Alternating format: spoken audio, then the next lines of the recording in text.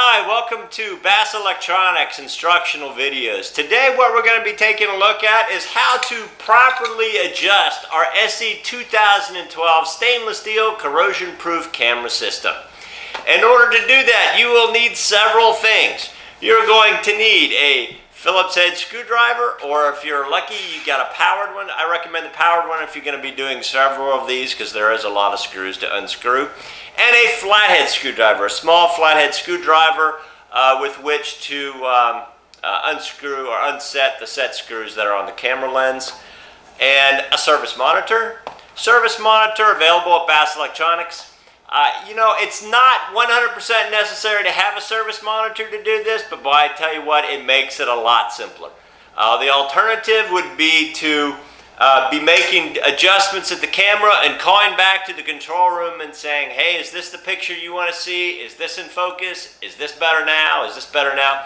It's just a lot easier using a service monitor because you're right at the camera and you're looking at the adjustments as you're making the adjustments. So again, available at Bass Electronics. And you will also need a short length of coax jumper cable, male BNC fittings on both ends. And with that, we are ready to get started. The camera itself is hung by the MSC USFK1. That's this thing. It's going to be typically hung on a pole somewhere near what you're looking at. So it's going to be standing there, sitting there, strapped to a pole just like this. And you're going to have an SB6PS service box. The SB6PS service box is going to be somewhere located near the camera, probably about 6 feet below the camera or right next to the camera. Inside of which is the test point that we will need to hook to in order to see our adjustments. Alright, so let's get started on dismantling the camera system. First of all, you're going to want to undo the 4 screws on the corner of the SB6PS. You're just going to take a Phillips head screwdriver and you're just going to undo them.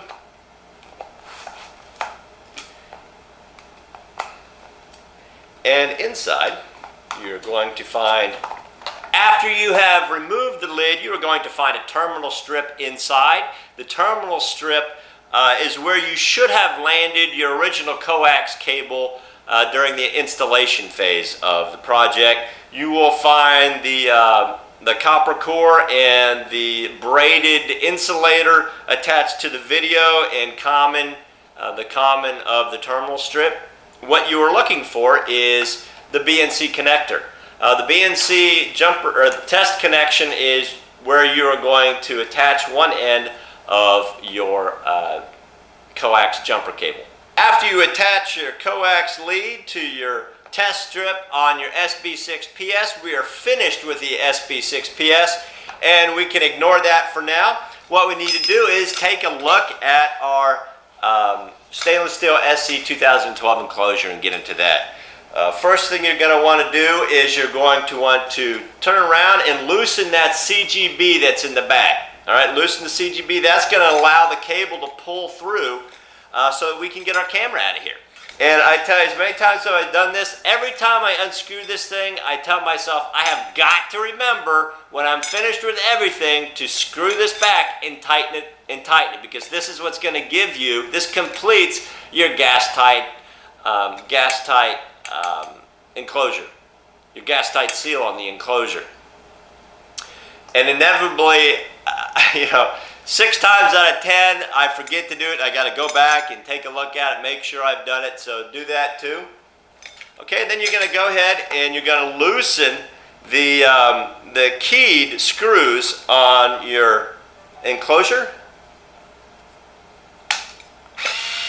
I'm going to go ahead and use my powered screwdriver.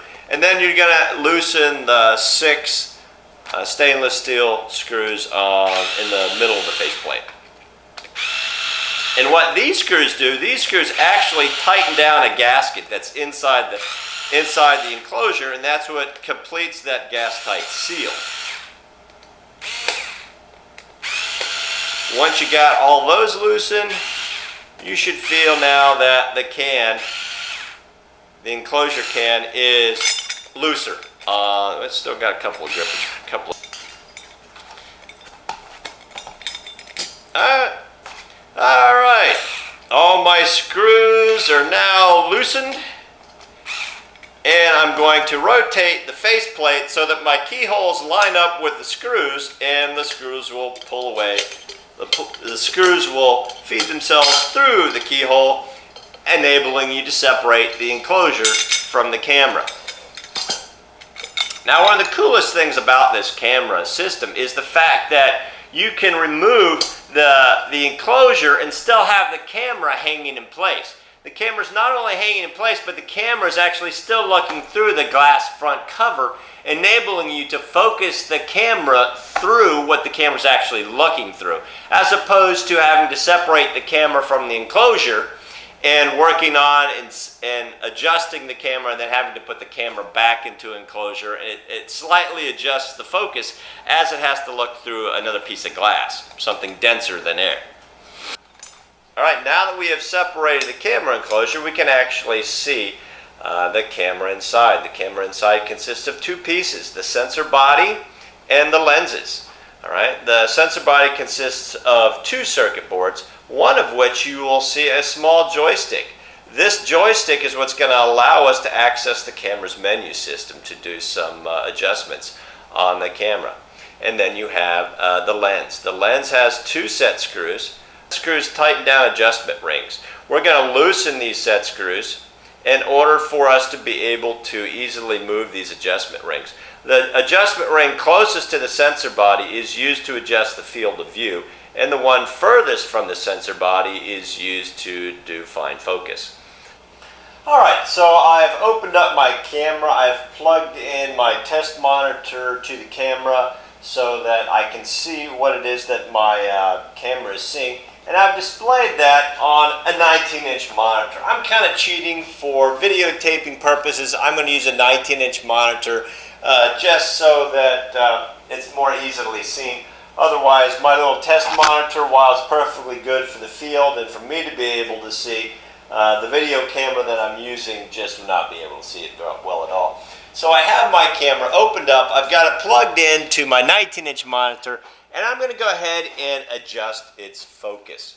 So what I want to do is I'm going to tighten down the field of view on this camera so that I can see that bookshelf up close and personal. So let's go ahead and adjust the field of view. First of all, I'm going to bring my field of view in really tight. You can see I'm doing that. I'm using the set screw, the lens that's closest to the sensor body itself.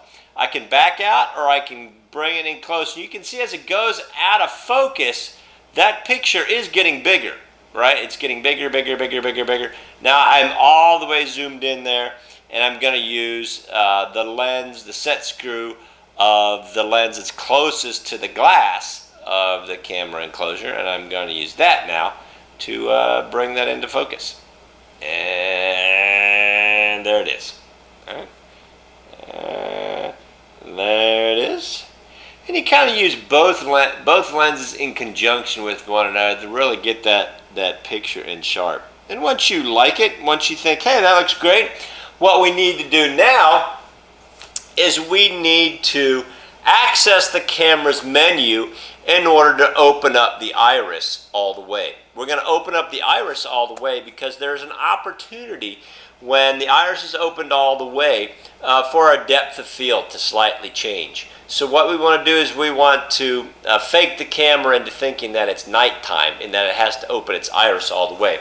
We're going to access the menu by using the button that's on the back of the camera module. This button can be adjusted in one of 5 ways. It can be pushed in like a regular button. It can be pushed up like a joystick, or down, or right, or left. And each one of those things will enable you to access part of the menu. Right now, we got to get into the menu, period. So what we're going to do is we're going to push that little button in, and that's going to bring up our menu. We want to go to the lens menu by pushing down on that joystick. And I push down, and the lens is highlighted. Now I'm going to push that button in. Pushing the button in selects it. I'm going to select lens, and it's going to go to the lens menu. There's my lens menu. I'm going to push it down once, push it down twice, push it down 3 times for the focus adjust menu, and I'm going to push that in. What you get now is a set of 3 bars. These 3 bars indicate how well a job you did adjusting. If you see any green in those bars, you've done not too good a job adjusting. What that would look like, let me just go ahead and monkey around with my lenses here, and I can show you what that would look like. There are the green bars. The green bars indicate that I've not done such a hot job of focusing, so I would use my lenses and refocus that to get rid of those green bars.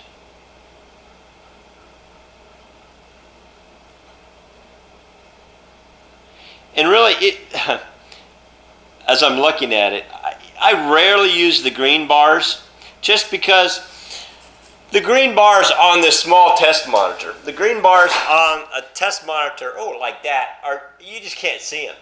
So as long as you have this menu up, you've opened up the iris all the way. You can just look at the actual image, ignore the bars, look at the image. Does the image look good to you? If the image looks good to you, then you are focused. And that's typically the way I do it. The green bars can lie to you sometimes because the green bars, those bars are focused on what's in the middle of your field of view, right? So right now the green bars are only telling me that right there in the middle of my field of view is not focused well. So right now it's focused well. But if I were like trying to get the whole picture, if I was focusing on something here, the green bars would be lying to me. If I'm focusing on the whole thing, I want to see this whole thing, the green bars may or may not be lying to you. So I typically just ignore the green bars and just look at the picture. I just whacked the camera. Is the picture focused? If the picture is focused, then I'm good, and I'm just going to say I'm happy with it. So I'm going to go back. Actually, I just smack the camera around. Let me go back and readjust things here. And it's a big mess. All right. Another helpful tip. When adjusting the lens, you can unscrew the set screws so that the lenses themselves are very easily moved. And that's typically what I try to avoid.